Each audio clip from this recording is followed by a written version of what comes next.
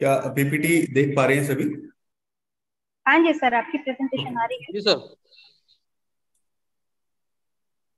Very good afternoon to all. सबसे पहले मैं हाँ। धन्यवाद देना चाहूंगा डॉक्टर एसके सिंह सर का, जिन्होंने मुझे ये मौका दिया कि मैं आज इस विषय पर अपने कुछ विचार प्रकट कर सकूं।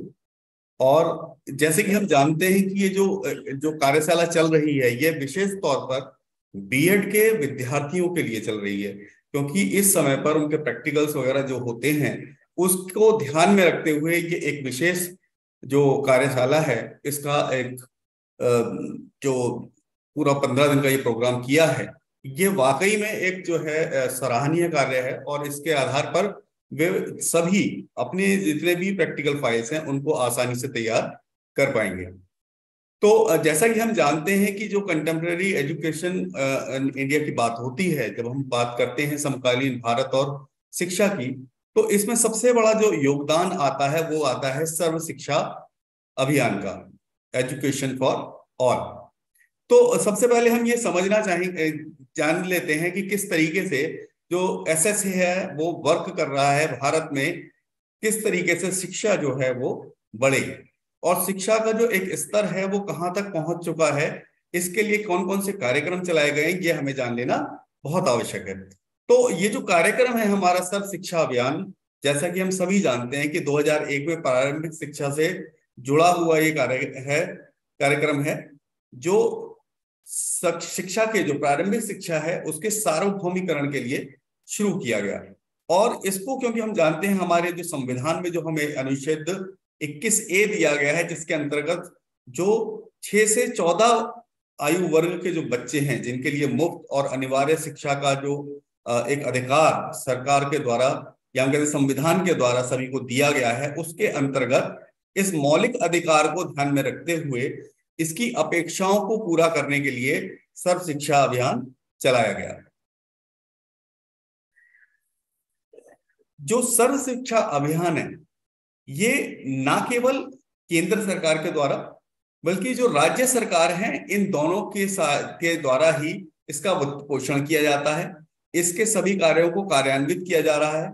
आज अगर देखा जाए हमारे देश में एसएससी के माध्यम से लगभग 1.1 मिलियन जो है आवास जो है उनमें रहने वाले बहुत से जो बच्चे हैं उनको इस शिक्षा के लिए तैयार किया जा रहा है, ताकि वे इस कार्यक्रम के अंतर्गत अपनी जो शिक्षा है उसका एक भाग को पूरा करें और आगे की शिक्षा के लिए तैयार हो जाएं।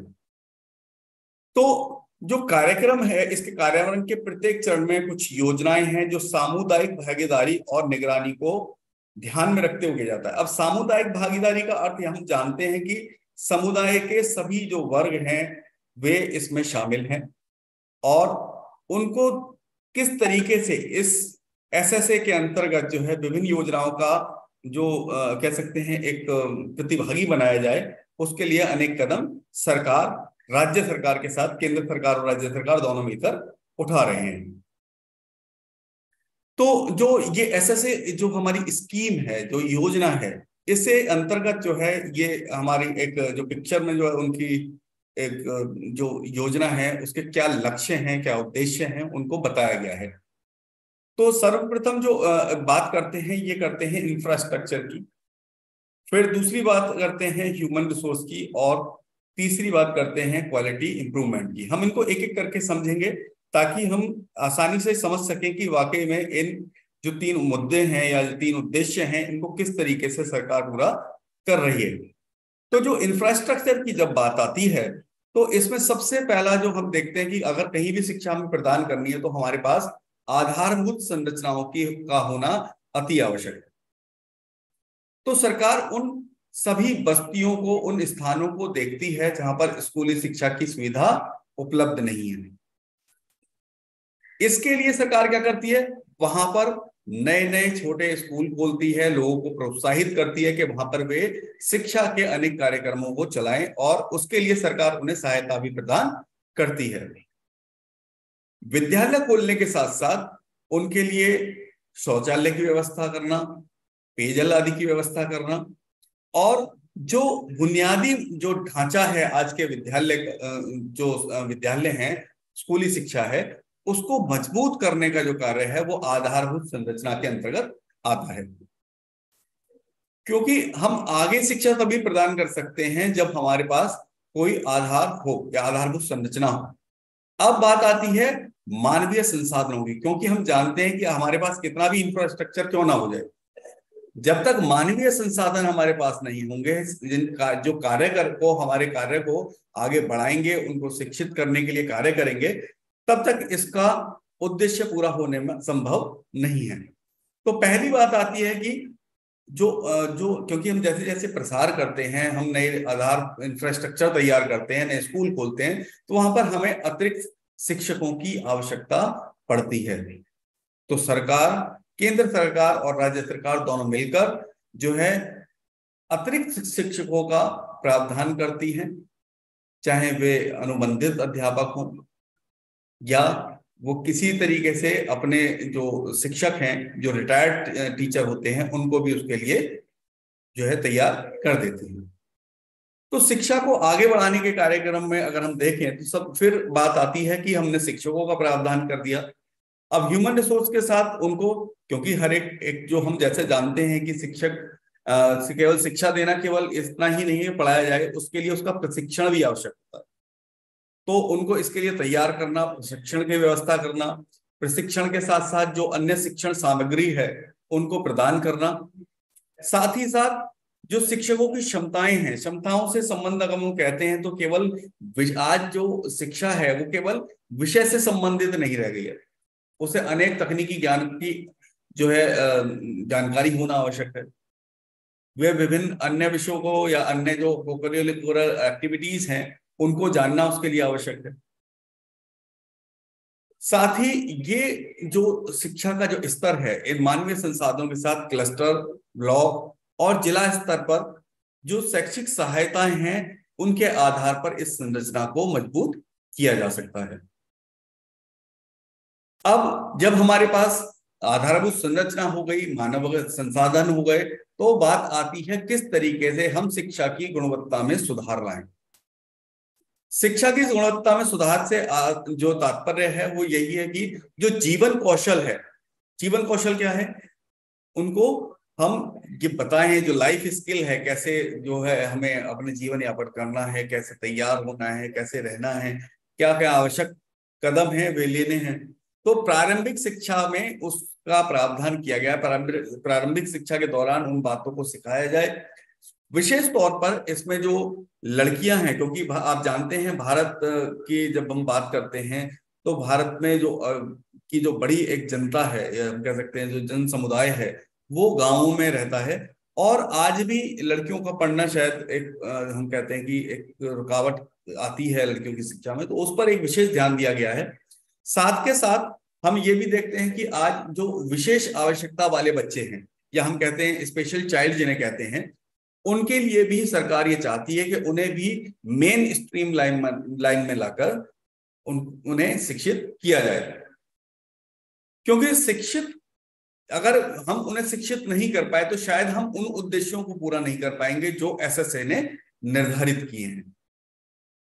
साथ ही आज केवल शिक्षा में, मैंने आपको जैसे कहा कि किताबी ज्ञान की ही नहीं, अन्य जो सहायक सामग्री है, जैसे हम कहते हैं यहाँ पर डिजिटल एजुकेशन की बात आज बहुत ज्यादा होती है। तो और इस बात को हमें जो सिद्ध करने की बात का जो मौका मिला वो हमें जो है कोरोना काल में मिला। हम सभी जो जानते हैं कि इससे पहले जो है हम कभी भी इतना ऑनलाइन जो है नहीं हुआ करते थे। जो शिक्षा को देने का कार्य हुआ वो सभी ऑनलाइन मोड में आ गया। शिक्षा देते देते हम आज ये हमारे लिए इतना इजी हो गया है। हम बात करते हैं जब, तो आज जो अगर शिक्षा की बात होती है कि अगर आप ऑनलाइन क्लास लीजिए, तो आज हमें उतना ऑकवर्ड नहीं लगता है। हम कहते हैं कि एक नयापन नहीं लगता है कि हम आज कैसे ऑनलाइन जाएंगे। ऑनलाइन शिक्षा देना आज उतना ही सरल हमारे लिए हो चुका है। अब बात आती है एसएसए जो है, जो अपने ऑब्जेक्टिव है उनको प्राप्त करने के लिए कुछ होलिस्टिक अप्रोच अपना रही है। होलिस्टिक अप्रोचेस में अगर हम देखें तो जो इसके उद्देश्य हैं, सबसे पहले इन्होंने अपना एक पाठ्यक्रम तैयार किया उसके लिए योजना और प्रबंधन पर सकारात्मक प्रभाव लाने के लिए उसने जो बस्तियां जहां पर शिक्षा की आवश्यकता थी और जहां पर शिक्षा की सुविधाएं नहीं थी, वहां नए नए स्कूल खोलने के लिए जो है बुनियादी ढांचे तैयार करवाए, और साथ ही जो वैकल्पिक शिक्षा की सुविधा है वहां पर प्रदान करने के लिए जो विद्यालय निर्माण हुए उनके, और जैसे जैसे बच्चे बढ़ते गए उनके लिए अतिरिक्त कक्षाएं बनाई गई, शौचालय, पेयजल, इन सब की जो व्यवस्था की गई। साथ ही आज भी जो सरकारी विद्यालयों में पढ़ने वाले बालक हैं, जिस तरीके से शुरू में चल रहा था कि उनको जो पाठ्य पुस्तकें हैं, जो अन्य शिक्षण सामग्री है, वो मुफ्त में सरकार के द्वारा उपलब्ध कराई जाती है, ताकि वे जो बालक हैं, जो 6 से 14 वर्ष की आयु के बालक हैं, उनको उस उम्र में पूरी शिक्षा, ताकि वो साक्षर हो सके। ये बात मानी जा रही है कि साक्षर हो सकें, अपने अधिकारों को जान सकें। आगे अन्य अपनी शिक्षाओं को वे तभी जान पाएंगे, अन्य अधिकारों को, जब वे साक्षर हों। तो एसएसए ने जैसे जैसे कार्य किया तो उन्होंने यह भी देखा, क्योंकि आज भी अगर हम देखें शिक्षकों की हमारे यहाँ बहुत काफी कमी है। जिस आधार पे हम देखें कि जो जनसंख्या है हमारे देश की, आज हम जो है विश्व में से नंबर 1 हो चुके हैं जनसंख्या के लिए, इनके मामले में। और उसी आधार पर अगर हम शिक्षा की बात करते हैं तो शायद हम शिक्षा में उस स्तर को प्राप्त नहीं कर पाए हैं, परंतु निरंतर सरकार, केंद्र सरकार और राज्य सरकार दोनों मिलकर इस कमी को पाटने के लिए इसको एक जो हम कह सकते हैं शिक्षकों की व्यवस्था कर रही है। जिन विद्यालयों में शिक्षक नहीं है वहां पर निरंतर जो है शिक्षकों की संख्याएं बढ़ाई जा रही हैं। स्कूलों में अतिरिक्त शिक्षा मुहैया कराए जा रहे हैं। उन्हें आवश्यक कौशल और क्षमता बढ़ाने के लिए निरंतर प्रशिक्षण प्रदान किए जाते हैं। आप जानते हैं कि हमारे जो लगातार जो शिक्षक ऐसे होते हैं जो कैसे सरकारी विद्यालयों में कार्यरत हैं, उनको ऑन जॉब प्रशिक्षण भी दिया जाता है। ऑन जॉब ट्रेनिंग उनकी चलती रहती है, निरंतर नए कार्य उनको सिखाए जाते हैं। कहीं ना कहीं उनको जो है कुछ वर्कशॉप्स या कार्यशालाओं में उनको भेजा जाता है, ताकि वो नई और जो चीजें हैं वो सीख सकें और उसका जो इम्प्लीमेंटेशन अपने उन बालकों के साथ कर सके जिनके साथ वे संपर्क में आए हैं। साथ ही शिक्षकों की जो अधिगम सामग्री है उसका विकास किया जाए, वो क्लस्टर लेवल पर, ब्लॉक लेवल पर, जिला स्तर पर यहाँ की जो सहायक संरचनाएं हैं उनको मजबूत किया जा रहा है। साथ ही ये आवश्यक है कि किस प्रकार वे इस गुणवत्तापूर्ण शिक्षा के साथ साथ छात्रों को जीवन कौशल प्रदान करें। तो जब हम बात कर रहे थे कि शिक्षा की बात करते हैं, शिक्षा में लड़कियों की शिक्षा की बात करते हैं, तो अब हम जानते हैं कि एक जो नारी जीवन है, हम कह सकते हैं जो एक लड़की है, उसका एक उद्देश्य व्यापक इसलिए माना जाता है कि हम शुरू से ये मानते हैं कि एक अगर महिला शिक्षित होती है तो वो अपने पूरे परिवार को शिक्षित कर देती है। उसके परिवार में जन्मे सभी बच्चों को लगभग शिक्षा प्राप्त हो जाती है। तो जो व्यापक उद्देश्य होने के नाते महिलाओं की स्थिति में जो बदलाव आता है, क्योंकि शिक्षा से वे अपने अधिकारों को जानती हैं, नए विचार उनके होते हैं, तो वे अपने परिवार के लिए कुछ ना कुछ करने की पूरी क्षमताओं का अपने अंदर जो है लगभग विकास करने की कोशिश करती हैं, कार्य करती हैं। वे ना केवल अपने घर को संभालती हैं, बल्कि बालकों की शिक्षा को भी, उनको शिक्षित करने में भी, पढ़ाने में भी अपना पूरा योगदान देती है। आज मानव संसाधन और विकास मंत्रालय जो है एसएसए के द्वारा जो है बच्चों को शिक्षा में समान अधिकार प्रदान करता है, चाहे वे अनुसूचित जाति, जनजाति, मुस्लिम समाज से या अल्पसंख्यक जो भूमिहीन किसान हैं, इन सभी की जो शैक्षिक आवश्यकताएं हैं इनको समझते हुए उन्होंने इन्हें शिक्षा प्रदान की है। और साथ ही जो एक हम कह सकते हैं कि जो कंप्यूटर शिक्षा है उसके लिए भी इन्होंने काफी प्रयास किया है। आज जो है उन्हें प्रत्येक विद्यालय के अंदर जो है ऐसी व्यवस्थाएं कराई जा रही हैं कि ताकि बच्चे जो है नए, जो हम कह सकते हैं जो बाहरी दुनिया है उसके संपर्क में आए, उसे समझें, उनके जो नए विचारे हैं या जो आज कह सकते हैं जो शहरीकरण हो रहा है, तो इन सबको समझें। तो सार्वभौमिकता की जब हम बात करते हैं तो इसका अर्थ है कि पूर्ण रूप से यूनिवर्सलाइजेशन उसका हो जाना चाहिए। हमारे जो देश में शिक्षा है वो पूर्ण रूप से प्राप्त की जा सके। बात आती है कि जो हमारी कन्वर्जेंसेस हैं और प्रोग्राम है मिनिस्ट्रीज विद एसएसए, यानी कि अलग अलग जो मिनिस्ट्री हैं वो किस तरीके से सर्व जो हमारा सर्व शिक्षा अभियान है उसके साथ मिलकर जो कार्य कर रहे हैं, उसके कुछ बिंदु मैं आपके साथ जो है साझा करना चाहूंगा। और ये बहुत अच्छे लेवल पर अगर ये कार्य चल रहा है। सबसे पहले हम बात करते हैं जो विभिन्न मंत्रालय इसके साथ जुड़े हैं वे कौन कौन से हैं और वे क्या क्या कार्य उसमें कर रहे हैं। पहली बात हम करते हैं स्वास्थ्य और परिवार कल्याण मंत्रालय से। तो जो स्वास्थ्य कल्याण मंत्रालय है ये मॉडल क्लस्टर स्कूल को सेवाएं प्रदान करता है। जब क्लस्टर स्कूल्स को जब हम सेवाएं देते हैं, प्रदान करते हैं, तो इसका अर्थ है कि जो आसपास के जो बालक वहां रहते हैं उनको स्वास्थ्य के साथ साथ जो अन्य सुविधाएं हैं जो हम स्वास्थ्य कल्याण मंत्रालय की तरफ से देते हैं, जैसे मॉल न्यूट्रिशन काफी बच्चों में होता है, उसकी पूर्ति करने के लिए वे विभिन्न प्रकार की जो है उन्हें सहायता प्रदान करते हैं। साथ ही सरकारी अस्पताल जो होते हैं वहां पर विभिन्न जो सामान्य स्वास्थ्य जांच जो है वहां पर लगातार कराई जाती है, क्योंकि हम जिन क्लस्टर्स की बात करते हैं वहां पर गरीबी होने के कारण या वहां पर जो है शिक्षा ना होने के कारण बीमारियों का लगातार जो है प्रसार होता है। तो उसको समझाना, उनको तैयार करना ताकि वो आने वाले इन इन्फेक्शन से हम कह सकते हैं जो संक्रमित करने वाली जो बीमारियां हैं इनसे बच सके। साथ ही मानव संसाधन विकास मंत्रालय इसके साथ जुड़ा हुआ है। इन्होंने इसमें, आप जानते हैं कि हमारे देश में जो है लगातार 8वीं तक के जो विद्यालय हैं उनमें जो दोपहर का भोजन है वो देने की व्यवस्था की हुई है। और उन्होंने कहा कि सभी जो इसके अंतर्गत जो विद्यालय आते हैं उनमें ये सुविधा प्रदान की जाए। साथ ही जो उपयुक्त आयु प्रवेश की बात की गई है कि जो हम जानते हैं कि आज जो नई जो शिक्षा नीति है उसके अंतर्गत 7 साल का जो बच्चा है वो पहली क्लास पे पढ़ेगा और इस तरीके से जो है निरंतर आगे बढ़ता चला जाएगा। साथ ही राष्ट्रीय मुक्त विश्वविद्यालय जो विद्यालय है, शिक्षा संस्थान है जिसे हम एनआईओएस के नाम से जानते हैं, ये लगातार जो ऐसे बालक हैं जो शिक्षा से वंचित रह गए हैं या उनकी बीच में किसी वजह से पढ़ाई छूट चुकी है या उन्होंने कभी शिक्षा शुरू की थी और वो किसी कारण से छूट गई थी, या उसके पास आज कोई व्यक्ति ऐसा है जो जॉब में लगा हुआ है या किसी मजदूरी में लगा हुआ है और आज अपने आप को आगे बढ़ाना चाहता है, तो ऐसे व्यक्तियों के लिए जो एनआईओएस है वो व्यवस्था करता है कि वे शिक्षित होकर अपने जीवन को आगे बढ़ा सकते हैं, अपना जो है विकास कर सकते हैं और विकास के पथ पर आगे बढ़ सकते हैं। साथ ही महिला एवं बाल विकास मंत्रालय जो एसएसए के साथ जुड़ा है और इन्होंने लगातार जो है, आप जानते हैं जैसे कि आंगनवाड़ी की सुविधाएं देना या छोटे जो क्रैचेस स्टार्ट करना, ये सब इनके अंतर्गत होता है। प्री स्कूल में जो है यहाँ पर जो है बच्चों को जो है जो 2.5-3 साल से जो उम्र के बच्चे हैं इससे उनको जो है इसमें नामांकन की सुविधा होती है। इसमें उनको जो है खेलने प्ले वे मेथड से उनको कुछ सिखाया भी जाता है, उनकी जो देखभाल की जाती है।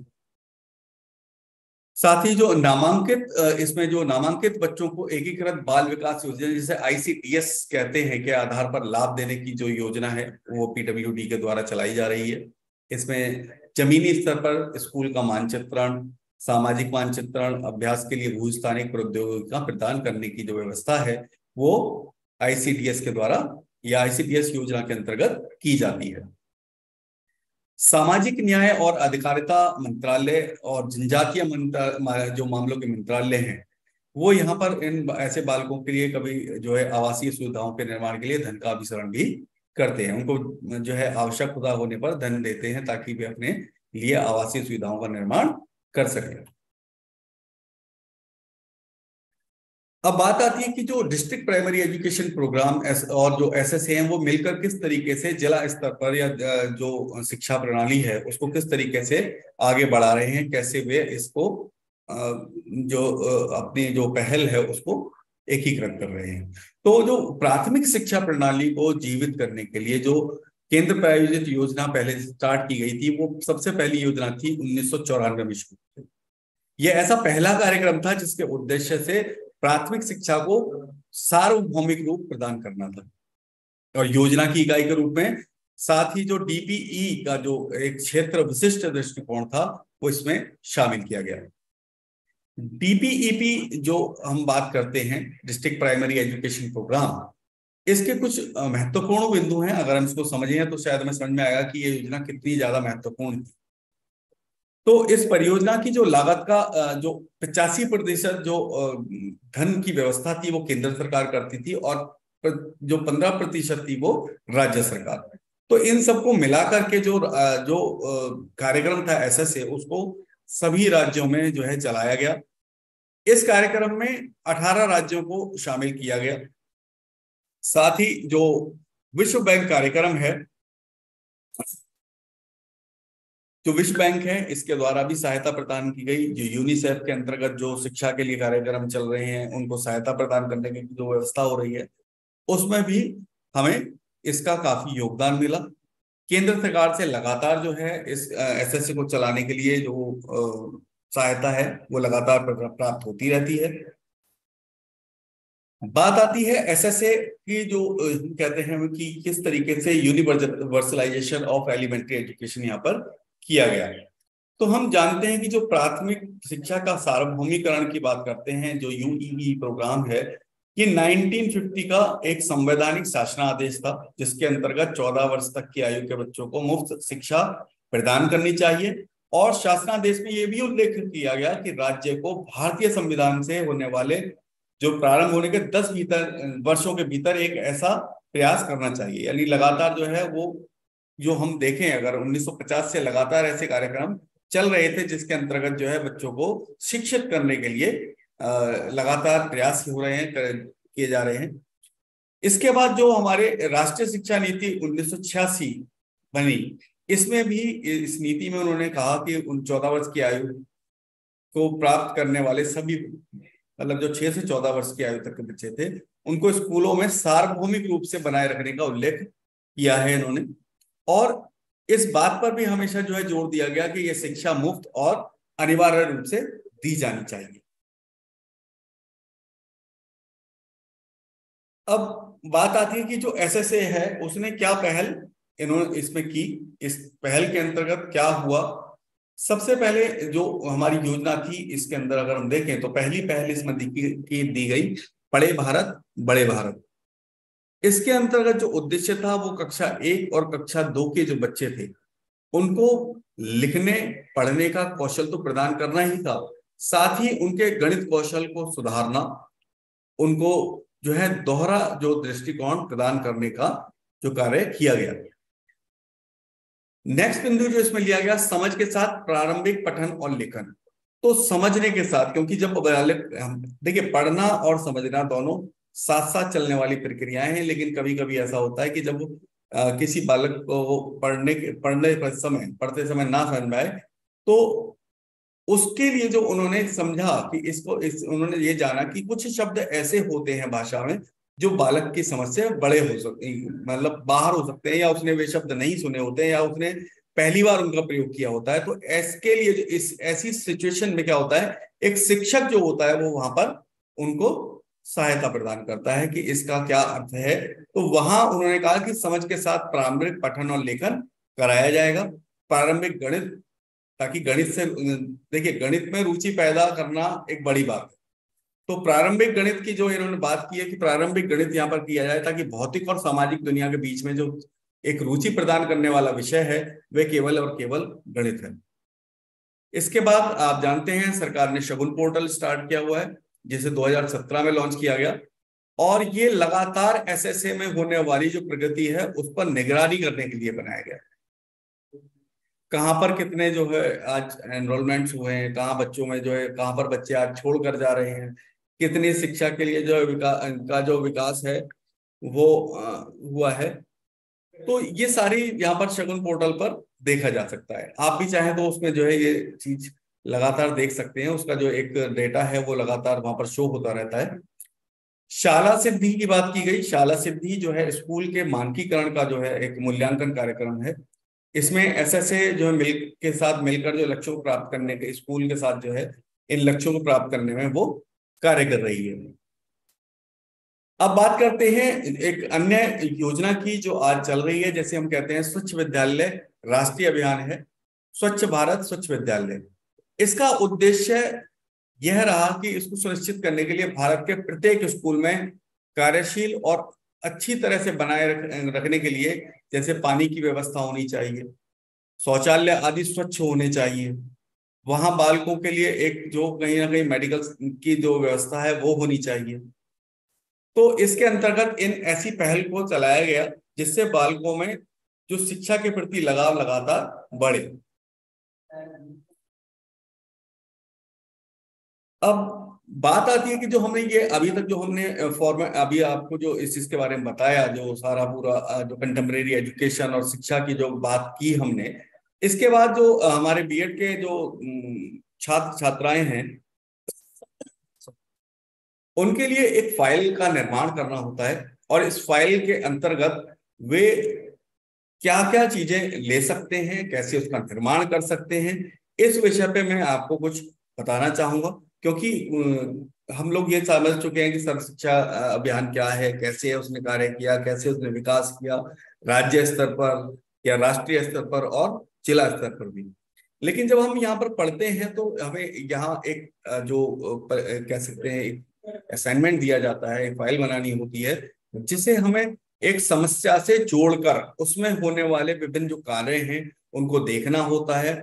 उस फाइल में के लिए क्या कैसे जो है समस्या का चुनाव किया जाता है, समस्या के ऊपर कैसे कार्य किया जाता है, उसके उद्देश्य क्या होते हैं और क्या क्या उसमें शामिल है, उस विषय पर मैं थोड़ा सा आपके साथ जो है कुछ बातें जो है बताना चाहूंगा। सबसे पहले हम फॉर्मेट की बात करते हैं, तो आप किसी भी फाइल को जब तैयार करते हैं उसमें आप सबसे पहले उसका फ्रंट पेज लगाते हैं। जैसे आप देख रहे हैं कि इसमें हमने जो अपने कॉलेज का एक लोगों के साथ जो है फ्रंट पेज बनाया है, जिसमें हम बता रहे हैं कि ये बीएड फर्स्ट ईयर का असाइनमेंट वर्क है, जिसमें सब्जेक्ट जो है हमारा 101 है और कंटेम्प्रेरी इंडिया एंड एजुकेशन इसका विषय है, किसे सबमिट किया जाना है और किसके द्वारा किया जाना है, ये इस पर आप प्रिंट करके इस पेज को सबसे पहले फाइल में लगाते हैं।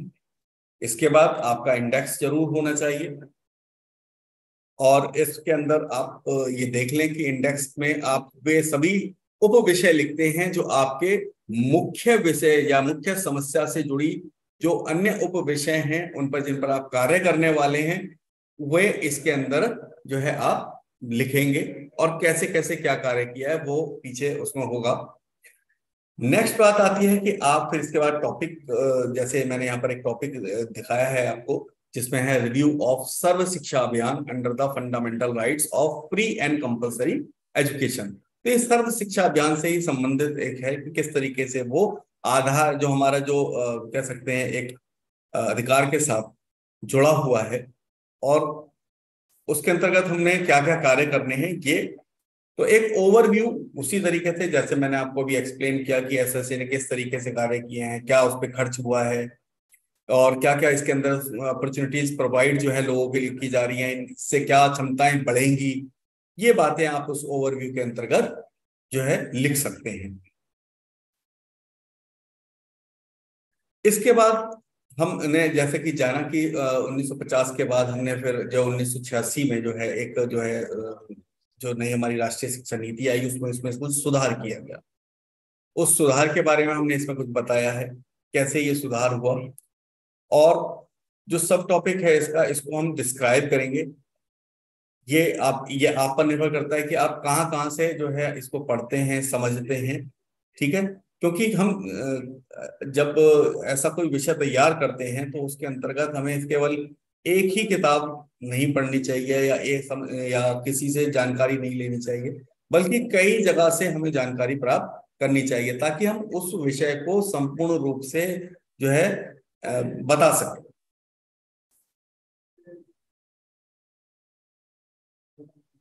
किस तरीके से जो एक रोड मैप तैयार किया गया इस समस्या के, मैं इस समस्या से जुड़े हुए बात कर रहा हूँ, आपको समस्या कुछ और भी दी जा सकती है या आप देख सकते हैं कि शिक्षा से जुड़ी अन्य समस्याएं कौन सी हैं। शिक्षा से जुड़ी समस्याएं बहुत सारी हो सकती हैं, जैसे बच्चों के जो है उस शब्दों के उच्चारण में जुड़ी हो सकती है, या बच्चे जो है बीच में शिक्षा क्यों नहीं पूरी करते हैं, क्यों छोड़कर चले जाते हैं। ऐसा अन्य कोई भी विषय हो सकता है, इससे जुड़ी समस्या को लेते हुए ये काम किया गया है। हमें उद्देश्य पता होना चाहिए कि जब हम किसी कार्य को कर रहे हैं तो उसको जब हम पूरा करेंगे, उस टॉपिक को जब हम पूरा करेंगे तो उसके उद्देश्य क्या होंगे, और उन उद्देश्य से हम जो है जो राष्ट्रीय शिक्षा नीति है या राष्ट्र के अंतर्गत या राज्य के अंतर्गत या जिले के अंतर्गत हम क्या सुधार कर पाएंगे, या वो क्या वो इम्प्लीमेंट किए जा सकते हैं, या उनमें क्या कौन कौन से सुधार की आवश्यकता है, ये सब हम यहाँ पर बता सकते हैं। साथ ही कुछ स्ट्रेटेजीज जो किसी भी परियोजना को चलाने के लिए होती हैं, क्योंकि हम जानते हैं कोई भी ऐसा कार्य नहीं होता, चाहे वो शिक्षा प्रदान करने की बात की जाए या घर में एक छोटे से काम की बात की जाए, तो प्लानिंग हमेशा होती है। हमेशा हम कोई स्ट्रेटेजी तैयार करते हैं, उस स्ट्रेटेजीज के अंतर्गत हम देखते हैं कि जैसे कौन कौन से और सुधार किए जाने चाहिए, हमारे पास धन कहाँ से आएगा, कहाँ से हम जो है लोगों को जोड़ेंगे, कहाँ से इसके लिए जो है अन्य जो सहायक सामग्री है वो कहाँ से प्राप्त होगी। जैसे हम शिक्षकों की बात कर रहे थे कि भाई जब हमने विद्यालय अधिक खोले तो क्या हुआ कि हमें शिक्षकों की आवश्यकता पड़ी। अब शिक्षकों की आवश्यकता के लिए हमने सोचा कि अगर हम ऐसे लोगों को शामिल कर लें जो रिटायर हो चुके हैं, जो जिन्होंने जॉब जिनकी जॉब जो जिन्होंने वीआर से ले लिया है, तो क्या करेंगे, उनको शिक्षित करने की या उनको ट्रेनिंग देने की आवश्यकता नहीं होगी, और वे जाकर हमारे इस कार्यक्रम को सीधा जो है आगे के मार्ग पर ले जाएंगे। तो ऐसे जो स्ट्रेटेजीज हैं वो तैयार की जाती हैं, ऐसे लोगों को तैयार किया जाता है जो वाकई में एक शिक्षक बनने के काबिल या शिक्षक बनने के इच्छुक होते हैं। क्योंकि हम जानते हैं कि इच्छा का अर्थ ये होता है कि इंटरेस्टेड, किसी कार्य को हम तभी करते हैं पूरा जब हमारा उसमें खुद का कोई लक्ष्य, मतलब जो कह सकते हैं कि इंटरेस्ट हो। ये उसी से जुड़ा आगे विषय चल रहा है। कुछ ऐसी डेफिनेशंस जो हम जानते हैं कि हमें मिलती हैं, जो इस विषय को या उस समस्या को जो है पूरी तरीके से एक्सप्लेन कर पाती हैं, जिससे हम पूरे विषय को समझ पाए कि किस तरीके से जो है ये कब शुरू हुआ या इसका क्या लक्ष्य था, इसके द्वारा क्या लक्ष्य प्राप्त किया जा सकता है, क्या प्रायोरिटीज होती हैं, क्या अकाउंटेबिलिटी है किसकी है। ये सारी बातें इससे निश्चित की जा सकती हैं।